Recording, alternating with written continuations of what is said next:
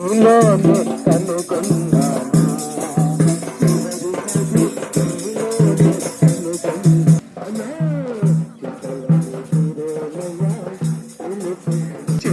కది నీలోనే కనుగొన్నాను, చివరి కది నీలోనే కనుగొన్నాను. ఎంత మంచి దేవుడవయ్యా యేసయ్యా,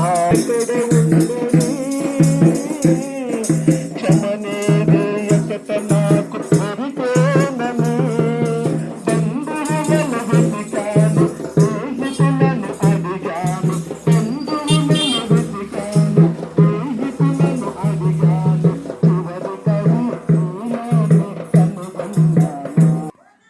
ఎన్టీఆర్ నగర్ కాలనీ గ్రామస్తులారా, ఈ యొక్క సాయంకాల సమయంలో మేమంతా సంఘంగా చేరి యేసు క్రీస్తు ప్రభువారు గురించిన సువార్తమానం తీసుకొని మీ గ్రామంలోనికి, మీ వీధిలోనికి మేము వచ్చున్నాం.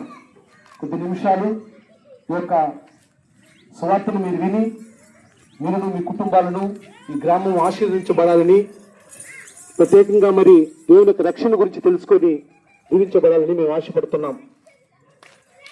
పరిశుద్ధ గ్రంథంలో వాక్యం ఇలా తెలియజేస్తుంది, నశించిన దాన్ని వెతికి రక్షించుట కొరకు మనుష్య కుమారుడి లోకానికి వచ్చినని వాక్యము తెలియజేస్తుంది.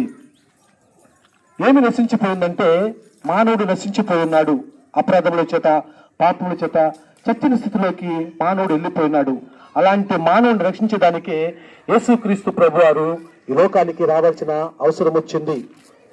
ఎందుకంటే ఆయన రక్తము ద్వారా పాపానికి క్షమాపణ, విమోచన. మరి వేదాలు చెబుతున్నాయి, సర్వ పాప పరిహారం రక్త ప్రోక్షణం ఆవశ్యకం, తదర్థం పరమాత్మదైన పుణ్యదాన బలియాగము.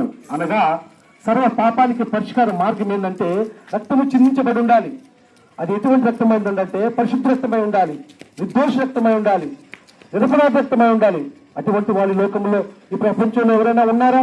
ఒక్కసారి ఆలోచించండి. ఒక యేసుక్రీస్తు ప్రభువారే దానికి అర్హులు. ఎందుకంటే ఆది యందు వాక్యము ఉండును, వాక్యము దేవుడే ఉండును, వాక్యము దేవుని యొద్ద ఉండును, ఆ దేవుడే కృపాస సత్సంపన్నుగా మన మధ్య నివసించను. ఆయన రక్తము ద్వారా పాపానికి క్షమాపణ, విమోచన. ఆయన రక్తం ద్వారా నశించిన దాన్ని వెతికి రక్షించడం వరకు ఈ లోకానికి వచ్చిన సువార్తని ప్రకటించేదానికి మీ గ్రామంలోనికి, మీ వీధిలోనికి, మీ వద్దకు వచ్చినాం. ఎందుకంటే నేను ఒక్కసారి గమనించండి,